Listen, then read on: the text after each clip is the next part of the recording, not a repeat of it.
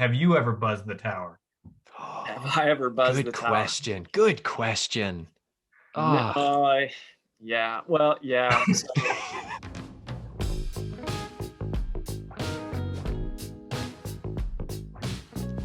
Welcome, everyone, to the Scuttlebutt. Super excited for you all to be joining us this week. I'm your host, Sean Hall, the Director of Programming with the Veterans Breakfast Club.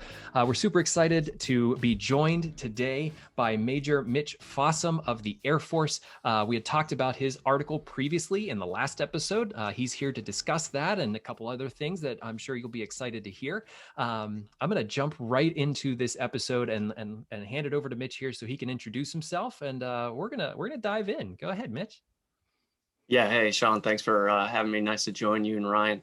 Yeah, my name is Mitch Fossum. I'm an active duty major in the Air Force. Been active duty since '09, and my career specialty is as a fighter pilot. I'm an F-15E pilot by trade, and right now I'm in Washington D.C. on a fellowship in the office of the Chairman of the Joint Chiefs of Staff. Basically, he has what's called a Chairman's Action Group, and we cover initiatives, engagements, and communication for him. So basically, speech writing, who he needs to talk to, and where he needs to travel. And disclaimer up front, the article and everything we're talking about with the Breakfast Club, my opinions only. I don't speak for the chairman or the government, but I'm really glad to be here. And I'm also looking forward to the section at the end. I think we're going to talk about Space Force, the space domain. I got a little bit of a family history with that. My old man's been to space 3 times. He was the commander of the International Space Station in 2011. So maybe able to talk to that subject from a position of some background knowledge and maybe bat around some of the questions that you guys have. But glad to join you. Awesome. And joining us as always is Ryan All. Ryan, if you'd like to introduce yourself. Hello, everyone. My name is Ryan All. I'm an Army veteran. I was deployed to Iraq in 2004 and 2005, and then again in 2009. Since becoming an officer, I've been in logistics after being enlisted and being in the infantry for a few years. And I'm really happy to be here. Thank you for having us, and thank you very much for Mitch for joining us. Yeah, thank you, Mitch, and thank you, Ryan. Super excited to talk with you for this episode. And make sure that if you're listening, please like, share, subscribe, ring the bell, and leave us a comment. We'd love to hear from you, especially after we talk about Mitch's op-ed. We'd love to hear your thoughts. We can bring them up in the next episode of the Scuttlebutt. But Mitch, you had an op-ed that was printed in militarytimes.com, which is where I came across it. This op-ed goes into the civ-mil divide, which we've talked about on the podcast here. And I have to say, as I got through the first paragraph of it, I kind of realized I might not be taking this as seriously as it is. You kind of gave me a different point of view on this, and I'd sort of like to get your take on the article, and I'd love to ask you some questions. Yeah, thanks, Sean. And the subject itself, it's really growing in its prominence from academia, the ivory tower, to the seats of government in the White House, in the Congress, and in the Pentagon. And I wasn't happy with it staying in those locations. I wanted it to find a local context. I wanted it to translate to our normal lives as active duty or as veterans or as communities which host bases or which just have veterans living next door. So yeah, I'm real glad to jump into the subject because I do think that as the title of the op-ed said, that it's local at root. So hopefully we'll get into that. Definitely. So why should a civilian like me care about military and veterans? Obviously, I'm a civilian, non-veteran. Why should I care about that divide? Yeah, so fundamentally, the relationship between the civilian population, the government, which is accountable to that population, and the military, which is accountable to both, is about expressing politics. And then up until a point where peace is no longer the answer, war and armed conflict becomes the extension of politics by other means, is the famous kind of dictum from Clausewitz. And so if a civilian is concerned at all about politics and what's going on in their hometown as far as peace and security, or maybe what's going on the other side of the world. And as that is extended into the military domain, then your neighbors, the military officers and enlisted and the veterans, are the ones going. And so that relationship needs to be ironclad, and we need to understand each other. And I think what you'll see having accelerated in the last 20 years, I would say, and also backed up by some very prominent retired military officers, is that that divide is growing and not being strengthened. And so just the understandings of military veterans as on the one hand being overly delicate, or on the other just being overly strange. I don't understand what they stand for or their activities. We're not going to bridge that divide unless we can get across that barrier of understanding. And so, yeah, why should civilians care is because we are you, and when Tuesday comes and we hang up our boots when we were active duty on Monday, then we become a veteran, and there's no difference anymore. So we're accountable to you and to our government, and the government is accountable to us. We're in this together. I think that's very well said by Mitch, and I think that some of my questions that I came up with, because I really enjoyed your op-ed, and I certainly agreed with the premise of it. I think that we were talking about with this widening divide. I think we've all seen that. I've been working with veterans reintegrating into civilian life for I've been doing that for about 8 years now here in the community of Pittsburgh, and I think that one of the primary things that I see, and I wanted to get your opinion on this, was like, how do you feel that the past 20 years, that the global war on terrorism has affected that divide, when you have such a long and expensive and arduous conflict, and that burden being carried by so few? What do you think that conflict has had on the impact of the military civilian divide? Yeah, thanks, Ryan. I think that it is a unique event in the history of our country, that being the post 9/11 wars.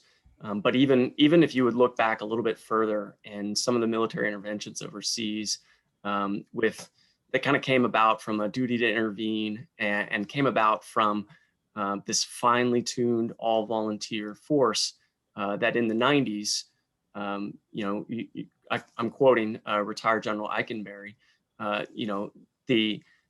to such a finely tuned force, how many international crises began to look like nails under a hammer. And so since 9/11 and the war on terror, we've been in the longest war in U.S. history in Afghanistan.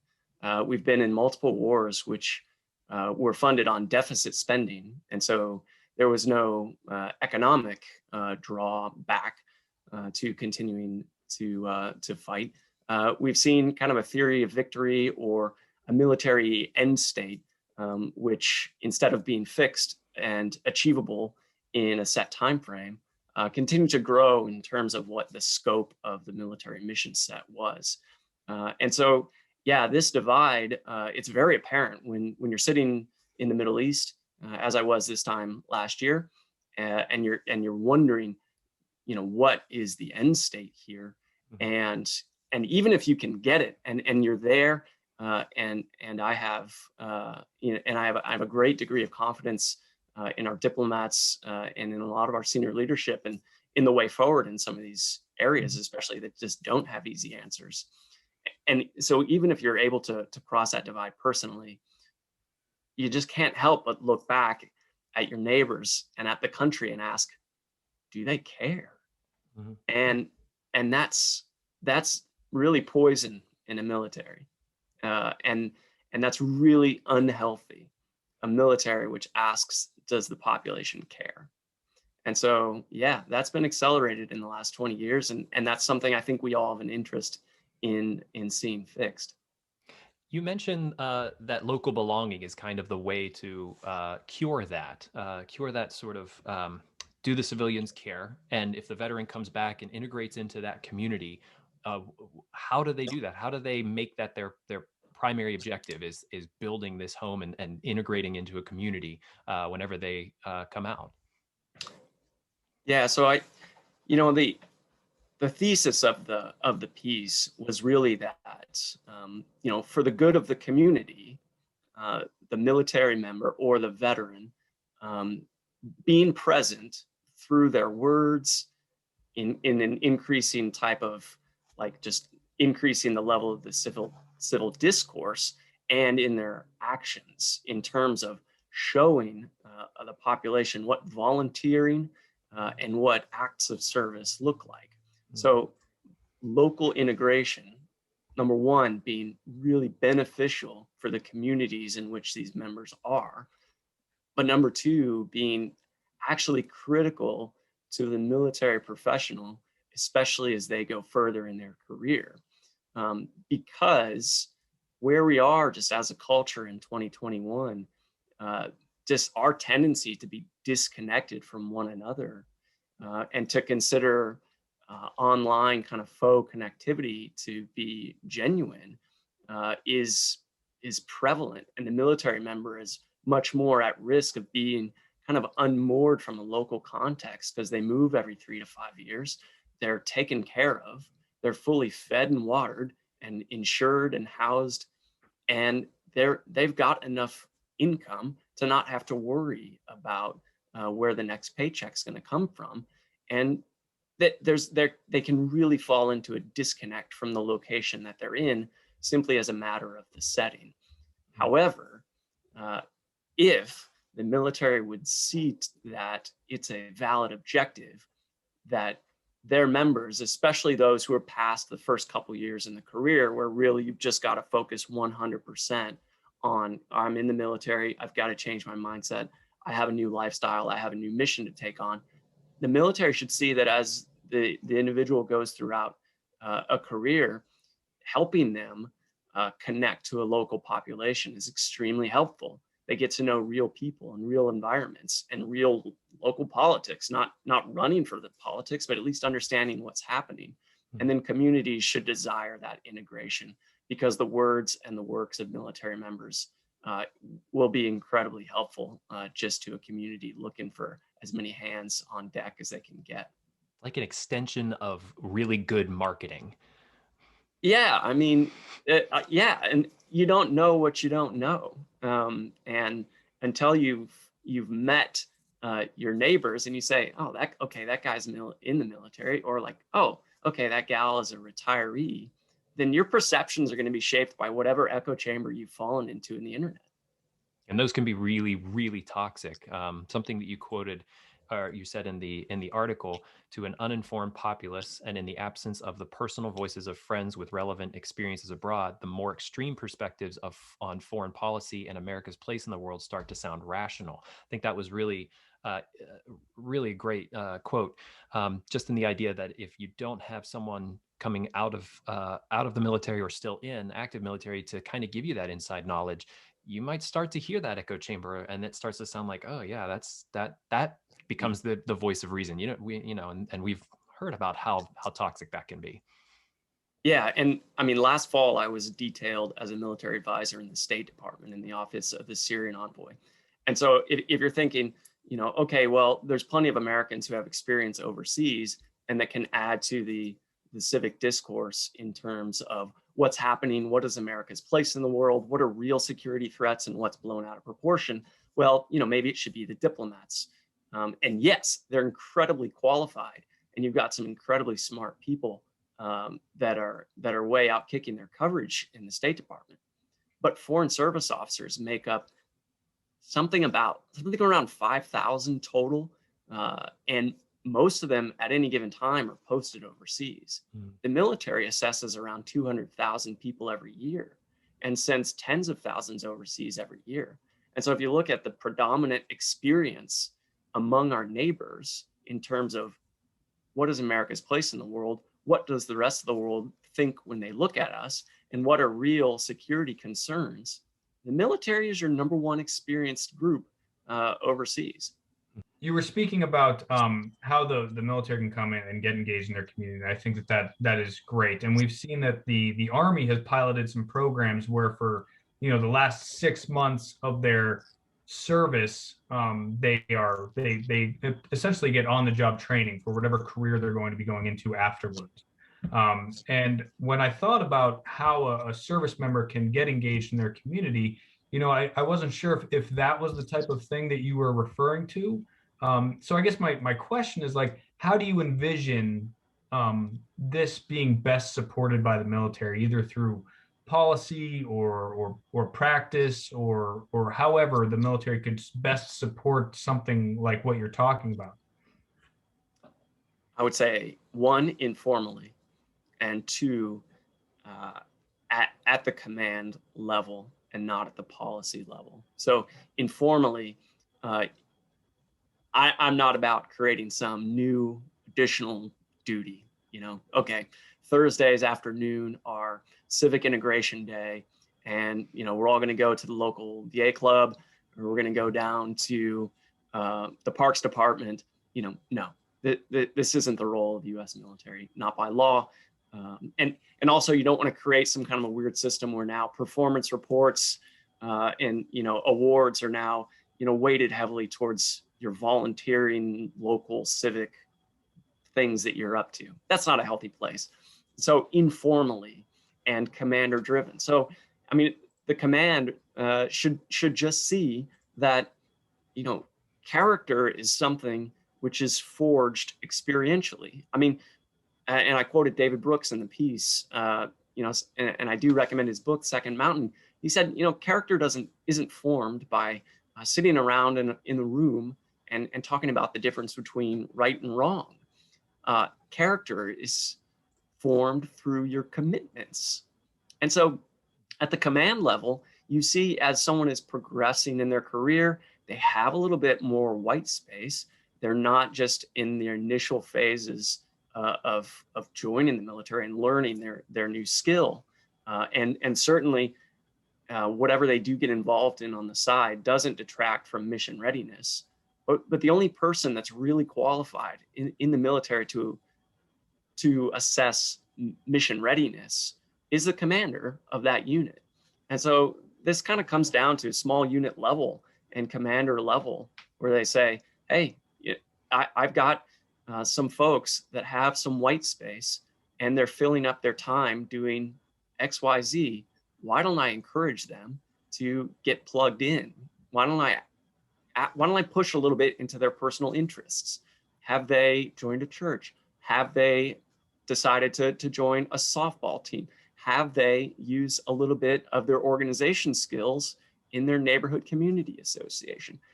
Maybe I can encourage a little bit of this as I see members with a little bit of white space, not to give them another attaboy on their performance review, but to recognize that there are some valid experiences which are all about character formation that can be obtained locally and not just in the four walls of this building or out there on the training ground. So informally and commander driven, so as not to over-regulate something or detract from readiness. Yeah, you bring up a really good point there, and I think that during my time in command and evaluating lower ranking officers and enlisted personnel, I did find that leaders who are successful are the ones who are engaged in not just the professional performance of their subordinates, right? It's people who engage with that person on a personal level, and so that they can understand their force more fully. And I don't know, I actually had a question about this. On Army officer evaluation reports, there's a relatively new block called character, right? And one of those things, this is a block where you're encouraged to put in things that you do in the community, right? And I was this is a relatively new thing, so when they first explained it to me, I was like, you want me to put in that I rode my bike to DC to raise money for charity? And they're like, yeah, put that kind of stuff in there. I was like, okay, that was it was new. Does the Air Force, officer evaluation reports, do they have things like that in there? I wouldn't say as an explicit category, Yeah. but sure, I've seen that kind of thing work its way in there, or I've seen more prevalently the awards for volunteer of the year, et cetera. And I think there's a valid place for that, but it takes a wise commander, and it takes supervisors all the way down the chain to be able to recognize that we've got somebody tooting their own horn here, or we actually have somebody that's growing and learning through commitment, and that's good. Sure. And, Yeah. and to throw the baby out with the bathwater, I think would be an oversight here and a missed opportunity from my perspective. Can I ask one more question, Sean, real quick before You can ask as many questions as you want, Ryan. You had a really interesting quote part in the piece, which I found really interesting, that said, how should the military view character development through the course of a career? And I know that we're touching on that a little bit here, but I thought that was really interesting. And if you had any additional thoughts on that piece, I thought that part really interested me in your talk. Yeah, well, and this speaks, Ryan, to I'd say the primary view of others that I received, kind of like a bit of a detractor, like, hey, I mean, isn't the point of the military career to grow in leadership skills and to continue to maintain combat ready? And don't we already ask enough from our military right now to be levying some new duty on them? And so my best answer to that is that it comes down to times and seasons. I mean, I was a cadet at the academy for 4 years, and 18, 19, 20-year-old Mitch Fossum, I wasn't involved in any of this stuff. I mean, I wasn't asked to help design the playground for the local community. I wasn't joining any late night volunteer organizations in inner city. Like, no way. I didn't even have a car. I wasn't even allowed to leave the base except on certain passes. My job was to learn how to eat, sleep, drink, walk, and study Air Force. And so in that time and in that season, as many of our military members they're in that initial season, then hey, you've got to bloom where you're planted, and you've got to do the job which is right in front of you. And so what I'm speaking more to is the nature of progression, and that progression not only in active duty, but certainly the progression in the context of the conversation a little bit on this podcast, all the way into being a veteran and seeing that, wow, I really have an important role here, which is connecting with my local community. I mean, I have words, I have experiences which nobody else has, and unless I share those, then I'm going to be depriving my neighbors of an understanding which I have gained. And also, I've still got the sweat on my brow that I can extend for the good of others, whether that's an active duty member who just may have some white space at the end of their day, or a veteran who finds themselves with a little bit of extra time. I can do some good works, and I can jump in, and in so doing, I can show my town, my neighbors, the benefit of service, and maybe I can pump up the conversation about public service, about national service, and about how beneficial it is, how satisfying it is. So yeah, during the course of a career, I think the military should just see that it comes in seasons, and to not overly programize this, but instead to see this as a long-term goal for the military member and for the veteran, of local belonging is more of the focus. That's great. Thank you for sharing that. And Sean loves when we get to inform him on military jargon. So white space, Sean, are you familiar with the term white space? Because Mitch has used it a few times. I'm gonna guess that white space is just, I got some free time to think about stuff other than military. Bingo. There you go. So white space is a term, right? It's free time in your schedule. However, it's also, it's a double-edged sword, right? It's a bane and a boon for the service member, because you have white space in your calendar, and then somebody's gonna figure out a way to fill it for you, or you're gonna be told to fill it with something, and then you get the old hip pocket training for the lower enlisted, right? Oh, you guys got too much time on your hands. Why don't you do some drills on how to do fireman carries for the next 3 hours? Do that. All right. Right? Well, I think my wife knows how much white space I have in my head at any given moment. So, um, you brought up a really good point in the article. Risa Brooks quote here. The problem is not, as many might suspect, that officers are too political. It is that they think they can ignore politics altogether. And my question on that is that, should officers ignore politics, and what kind of political engagement is appropriate? I guess maybe we should define the type of politic that you're talking about. Yeah. So, and this kind of starts to enter the national level, so civ mil conversation. And so, kind of the way I wanted to frame the piece was, hey, let me start high level, to at least throw a bone to the folks that have read up on this, and let me put my foot down on where I land on that. And that's the civ mil conversation, and the proper role of the military professional versus the political side of the house.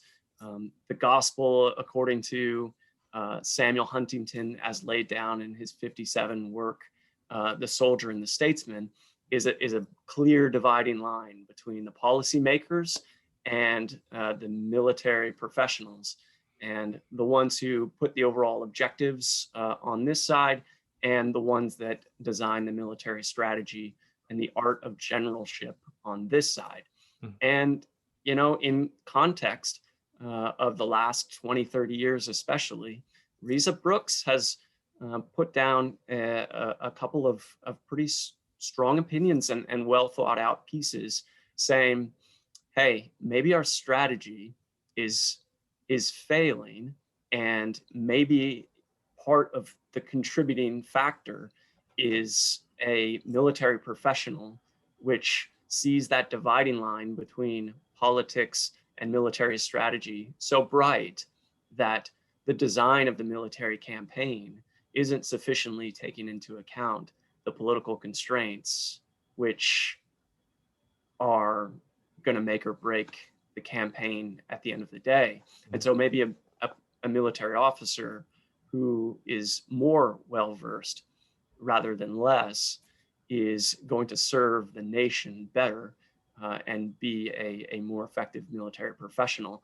Now, I pivoted then from that kind of national stance to say, and for most military professionals, their understanding of politics, as Risa Brooks would prescribe, it doesn't just take place by reading the Wall Street Journal and the New York Times and seeing what's debated on Senate Armed Services Committee.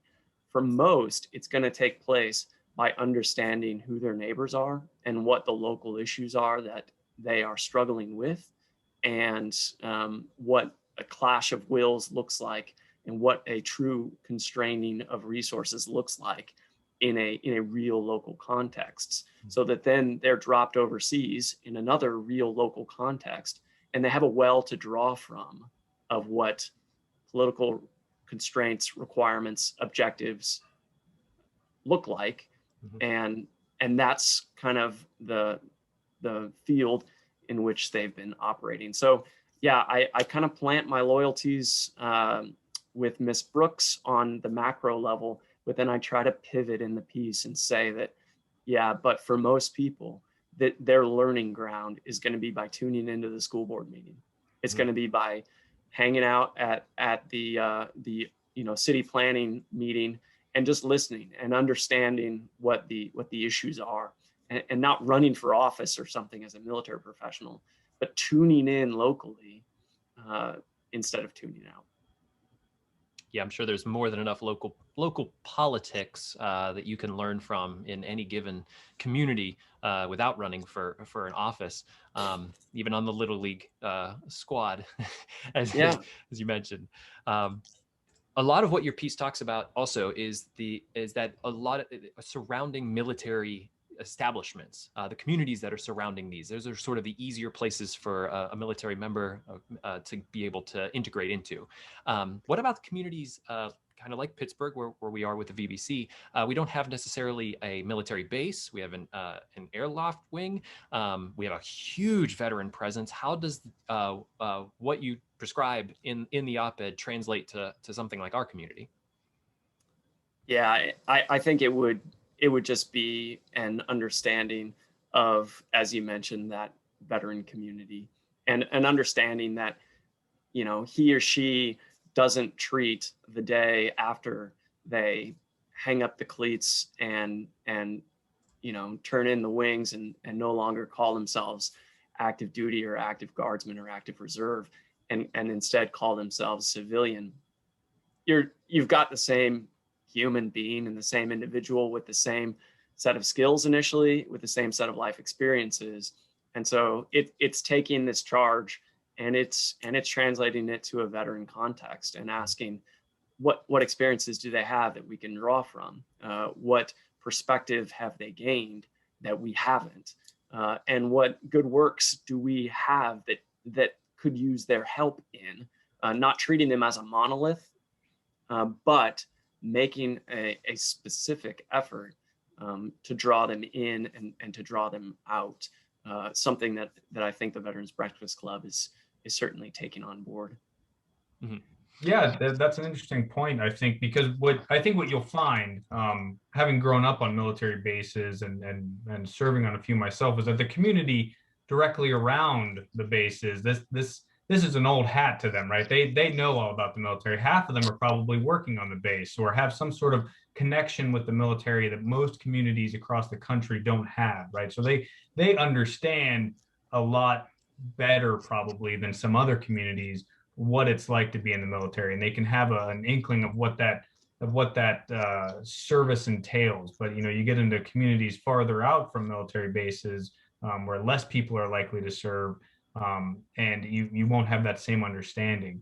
And this kind of draws into a conversation we've had before, which you know, where do people who serve in the military come from? And it's not really equally distributed across the country. There are different communities that are more likely to be recruited into the military, based on socioeconomic status or geography or race. There's a lot. There are outliers in that data, right? Where people come from and where they serve. So I think that is another challenge to this military civilian divide, is that it's not equally distributed across the country, where people retire to or where people go after they serve. Because people tend, as we can understand, people tend to go home. People tend to go wherever they define as home. So they're returning to the place where they were recruited from, right? So that engagement doesn't spider web out across the country as we would like. Yeah. You know? Yeah, and if you look at you know, military accession statistics, you'll actually find that the all-volunteer force represents American society more accurately than some people might perceive, especially in terms of racial demographics and of just physical geography. But yeah, there are a couple threads in there where they tend to be middle class, and more so than upper class or the lowest quartile, and they tend to be family members a lot of times, and it's been called kind of a warrior caste, where a lot of sons and daughters of veterans end up joining, and it just becomes this linear family kind of tradition. Those are the kind of outliers, but it overall is quite representative of the country and some of the key demographics. Final thought on this is: have you heard any opposite arguments, opposing arguments to your op-ed, and what would you say to any of those? Yeah, so, well, a couple. One is I use the phrase palace intrigue to mention, you know, to kind of frame part of the Civ Mill conversation, and I think quite many would take offense at that because it's quite important. I mean, the relationship, especially between military officers and higher ranking military individuals who are providing their best military advice and are working with civilian policymakers. I mean, these are no small questions, and the proper relationship between the two is very important. It's not just palace intrigue, first of all, and then maybe just hey, were you a bit harsh on the military? And because I said some things like, gosh, we can kind of fall into this social apathy a little bit, and we can just kind of move and be kind of okayed with being unmoored from a local context, and we can kind of set up our little kingdom and then not be so sociable. And my response to that was not harsh but blunt. And the military professionals that I know well can take sharp or blunt feedback, and they know how to handle that.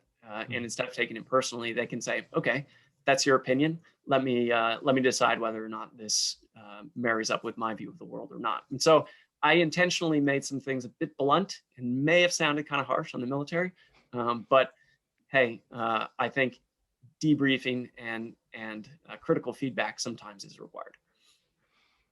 Ryan, I want to hear a bit about when you integrated into the community here. How did you take sort of what Mitch is talking about and say, okay, I'm still in, but I still want to be a part of the community. And how did that work for you?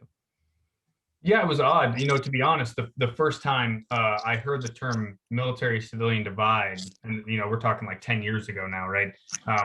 When I heard military civilian divide, I was like, what the heck are these people talking about? What does that even mean? I don't even understand the context or what they're even talking about, right? Like, but I viewed it through the lens of my father mostly, right? Like, because he was a service member who had transitioned out when I was about done with high school.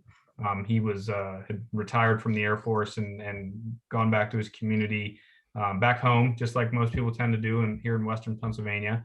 So that is what informed my thought of like the military to civilian transition, and then it can be a little difficult because what he said to me was like, you can never go home again, and you're going to have a difficult time reintegrating because all those same people who you may have left here, they've grown roots, right? And they've had the time and the financial ability to like, pay off mortgages and pay off houses, and they're involved with their schools and their parent teacher conferences and things like that. Like, you have to kind of start that from scratch, and that's the barrier to get involved. And sometimes taking the first step is the most difficult. So I think that through my experience when I came to Pittsburgh, it was just a natural progression of meeting people and being open to that opportunity.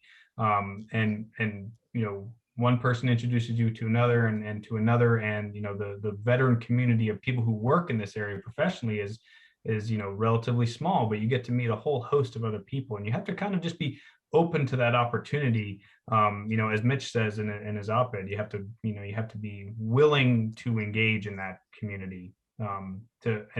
It's kind of on you to do that. Totally. Well, Mitch, we're definitely going to put the link here in our video, and you can check it out at militarytimes.com. If you're listening on audio, look up Mitch Fossum, and you'll find the op-ed. Again, we'd love to hear from you. And Mitch, if you'd like us to send on any feedback we get to you, I'd be more than happy to do that about the op-ed. Really, really great piece. And I hope that everyone here clicks over and checks it out. I do want to move on for time's sake, and we do want to touch on the Space Force. You gave us a good teaser here at the beginning that your dad was an astronaut, went into orbit 3 times. Can't even imagine that. That's incredible. So really, we've been trying to get Space Force going on the Scuttlebutt for several weeks now, but boy, they're really tough to get in touch with. But it's interesting to find out that Space Force was kind of an idea, before it became an actual force, 2 years ago. But I thought maybe if you could give us some sort of background about Space Force, and we can, bat around some ideas here. Yeah, Sean, I mean, the space race from the 50s and 60s, I mean, it was a military endeavor. I mean, let's not forget that these were ICBM missiles, which we decided to either put satellites or dogs or humans then on the top of. And so from the very first days, especially between us and the Soviet Union, we knew that, hey, this is the new ultimate high ground, and whoever captures it and whoever can maintain their freedom to operate in this new domain is going to have a distinct advantage. And so, yeah, I've been to, I guess, 3 shuttle launches, 2 of them with the old man there and in Cape Canaveral, Florida, and I've been to 1 Soyuz launch in Kazakhstan out there in the steppes of what used to be the Southern Soviet Union. And I mean, the base in Kazakhstan where they launched from, the Baikonur Cosmodrome, was up until just a little over a decade ago, still a military facility and was classified secret by the Russian Federation. And so this has always had military implications, just as when aircraft in the first half of the 20th century started taking flight and achieving more and more capabilities, it was only a matter of time before the recognition comes about that this is going to be used militarily. It's inevitable. It's the new high ground. And so as much as, having especially this family connection, we would love it to maintain a peaceful place. But what the real world teaches us is that sometimes effort is required to keep the peace. And that's kind of what you're seeing from the Space Force, is that, yeah, we would love the ultimate high ground, low Earth orbit, geosynchronous orbit, and beyond to be peaceful. And we'd love to maintain as much level of international cooperation as possible. The International Space Station has been a fantastic success story as far as that goes. But the capabilities and the just overwhelming blossoming of the use of space and how much it now kind of undergirds our way of life on Earth means that somebody's going to be the keeper of the commons, if you will. And unless we begin to develop those capabilities, and unless we kind of have a force which is organized, trained, and equipped to specifically think in this domain, then we're going to be from behind. But the militarization of space being some new thing is just kind of a non-starter. Since the 50s and the 60s, anti-satellite tests have been conducted. There's 4 countries now that have proven the ability to conduct kinetic anti-satellite tests. And so this is a long foregone conclusion that the new ultimate high ground has military implications. And what are we going to do about it? I mean, so much of our way of life runs through satellites, everything from cell phones to debit card transactions, GPS, and that extends over into our military operations, and how much if we have the advantage going into a battle, a lot of that is going to come through satellite communication. So it's smart to be able to defend that area as best that we can. And that doesn't necessarily mean, as everybody sort of pokes fun and says, well, we're going to have troops with laser beams, hanging out up in orbit, which it does sound cool. And we all want laser swords. Come on. Yeah. But, this is extremely high tech and high thinking field. You need to be very well trained in there. And I hear that they're only pulling people from the Air Force, as Space Force is a subsidiary of the Air Force. I think that may be the case currently, but I think that may be just a narrow time frame. But they're already training new basic trainees. They're already assessing new officers, and I'm sure they'll be taking some from other services as well. But yeah, the Space Force recognizes that. I think if you ask any of their leadership, that there's a bit of a branding issue. And Steve Carell didn't help, and whatever jokes that came about from whatever names they didn't choose, that didn't help. But fundamentally, this has been something which has been in the pipeline for many years. Multiple independent, nonpartisan commissions have called for this type of an activity to specifically build people from the ground up that are oriented towards the space domain in terms of acquisitions, in terms of training, in terms of what kind of technology is usable there, in terms of doctrine, what kind of military doctrines apply to outer space. Is it more like naval kind of doctrine in terms of freedom of maneuver and freedom of navigation and sea dominance, or is it more of like an air doctrine, kind of like air superiority, air supremacy kind of doctrine? These are all things that multiple commissions over decades have said, you got to get on top of this. And so despite the branding problem, it's here and it's going to stay, and the current administration has said as such.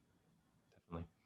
How long till we get a green beans coffee on the moon? That's what so good. Hopefully it all comes soon, down to, right? That it can't be too far off. It's going to happen in our lifetime. Hopefully, that stuff is more caffeinated than regular coffee, so it's but not as caffeinated as a Rip It. No, nothing is, but yeah. Oh, good green beans goes a long way. We have to ask Mitch our question, like, how many Rip Its is too many Rip Its?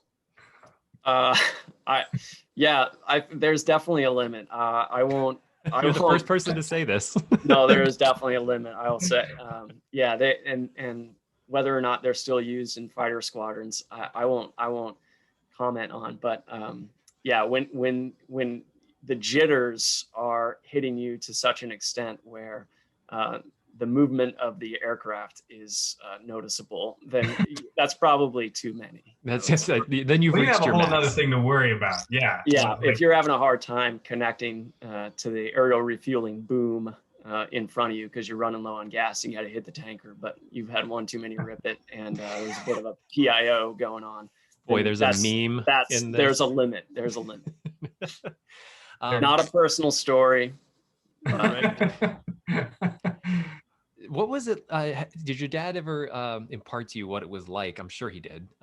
In liftoff, that moment of this rocket is just gonna send me into outer space, and what the mindset is at that point. Yeah, I think he's used quotes like, if you're not scared, then you don't know what's going on, and huge adrenaline rush, excitement. Fulfilling a lifelong dream for him. Some sheer terror in the background because intimately what's going on and just how many millions of pounds of explosives you're sitting on, and also you've seen the worst and you've seen the tragedies up front or up close and personal happen to your friends, but also just you're hyper focused on the task at hand. And so in the Soyuz, just three guys, you're sitting there and you've got the displays all easily visible to that crew. And then on the shuttle, you would have four individuals sitting on the flight deck, and then you'd have three sitting down in the mid deck. So on one of his two missions, he was up on the flight deck, and so he's right behind the pilot, and he's cross-checking all the instruments. He's got the checklist open on his page. He's cross-checking all the radio calls, and he's ready to jump in and help. So scared, excited, hyper-focused. That's kind of how he's described it. Where do you see Space Force going from here? You say it's here to stay. What do you think their objectives are going to be over the next 5 to 10 years? Grow, fill out the ranks. They've got a really small number of folks, but as they grow, they're going to try to stay nimble, and they're going to try to kind of rewrite some of the textbooks of maybe what other services have gotten wrong, and the ruts that maybe other services have gotten into in terms of acquisitions, the speed of acquisitions, the speed of upgrades to military equipment, the type of organizations that are so hierarchical that the good ideas don't easily get from the bottom to the top. and instead kind of keeping a relatively horizontal organization where individuals are empowered to chase down ideas.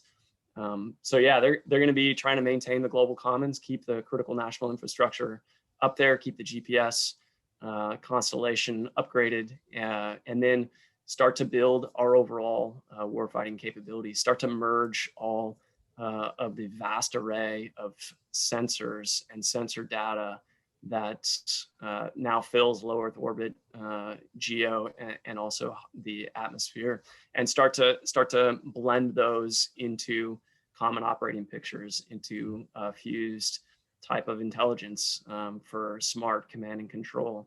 Space Force is going to be the high-tech force. They're going to be well integrated with cyber, and they're critical. So, organizationally, they're going to try to stay lean and nimble and horizontal, and then operationally, they're going to try to continue to connect the world. Yeah, civilian-wise, huge benefits are going to be there, but they're going to try to connect the warfighter and make sure that every sensor at any time can be connected to the most to the shooter who is most ready to execute that task, and that's what they're working on right now. Ryan, you being the boots on the ground in this equation, how do you see that relationship between infantry and Space Corps, Space Force sort of happening? I mean, if we're talking like, super futuristic conflict, I would imagine it'd be very similar to kind of how it's set up today, where, the Navy or the Air Force provides some of those support, but really it's a mode of transport for the ground fighter, right? Like that's primarily like the relationship that there is today. I would imagine that they would stay distinct, right? That Space Force people would focus on Space Force things, and Army ground fighters would focus on those things, and then they marry up for joint operations when necessary, and hopefully give us the ability to call down like lasers from the sky. Like that would be cool. Like James Bond. Yeah, something like that. Like I don't know, or like little mini drones that follow us around, controlled by satellites. I don't know. I like that. Ryan is like, how can it support me? How can I call in? How can I, in the Army, call in fire from space? It's That's so what we need, right? It's so typical. How can I call in fire from it? I'm talking about global integration. I'm talking about sensors. I'm talking about command and control. And Ryan's like, can I call in fire? Yeah. How can I blow that up? I love that. So I do have a couple of other questions for you, Mitch. Like, as a fighter pilot, right? Like, how many times have you seen the movie Top Gun? Too many. But yeah, I don't know, maybe 3 or 4. I don't know. On a scale of like 1 to 10, how excited are you for the new Top Gun movie? I'll answer 11, just personally. Yeah. I mean, I'll give it a 9, but the gap, the only reason it's not a 10 is there's probably just a little bit of jealousy there, because the Navy, they just make movies, and they just they invite Tom Cruise and they invite Hollywood, and they're like, all right, how can we help you? And the Air Force is much more like, okay, here's our program. Maybe we can adjust and maybe we can accommodate what you guys are doing. The Navy's like, oh, let's go for it. This is the single greatest recruiting tool that we've ever had in naval aviation. And you want to make a round 2? You got it. We'll do everything we can do for you. And so a little bit of jealousy there in terms of they're really gonna. Jealousy is -1 point. Yeah, I think they're really gonna play it up, and it's gonna be some amazing footage, I'm sure. I mean, we're gonna have to suspend our disbelief a certain amount that like the same guy has been in the service for like 40 years at this point, right? And still somehow flying jets. I don't know. I know. He could never let go. Yeah. I wouldn't be able to. Question I have you ever buzzed the tower? Have I ever buzzed the tower? Good question. Yeah. Well, yeah. So, again, I mean, Air Force, like a lot more rules, and a lot more adherence to them. But actually last year I did get to jump in the backseat of an F-18 and get shot off the deck of a carrier.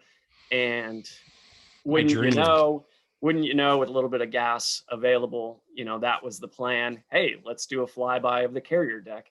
And so I'm just sitting there in the back, you know, huge grin on my face, and just knowing like, of course, this is what you do in the Navy.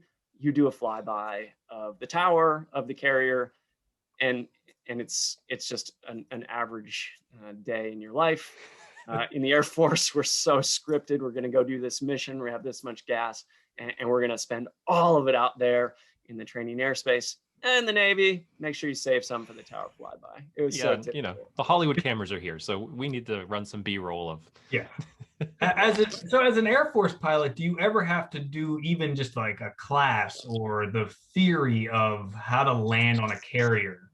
Oh, absolutely not. That's no, Really? No way. No, civilian, I would not have guessed that. Yeah, the jet couldn't take it. Not built for it, and nope, not in my vocabulary. Ryan, you and I maybe someday will get to fly backseat shotgun in an F-18. Right now, I can only do it in VR, and that's kind of good enough right now. But eventually, and the only other geek out question I have for you, Mitch, two more. One is, as your father who took off in a rocket, have you done a straight up vertical takeoff, which is my bucket list? And how does that feel? Not right after takeoff. Okay. Plenty of other times out in the airspace, but no, not right after takeoff. And last is your call sign. I'm very intrigued by call signs. And was yours given to you? Did you pick it? It's Forge, right? That's right. Yeah, Forge. No, you never get to pick it. Okay. It is given to you early on in your first operational fighter squadron, and it never has its root in some heroic story. It always has some type of horrific embarrassment to it. So it has some connotations to red flag exercise, which takes place out in Nevada, out of Nellis Air Force Base. And it was a situation which occurred there with some blue on blue missile shooting. Mm-hmm. And I may have shot down Iron Flight, a flight of F-16s, which is about 30 miles in front of our position where I thought the red air was. And so the crusher of an Iron Flight became Forge. And, the most embarrassing thing I did early in my career, have to stand up in the red flag debriefing room in front of a crowd of a couple hundred people.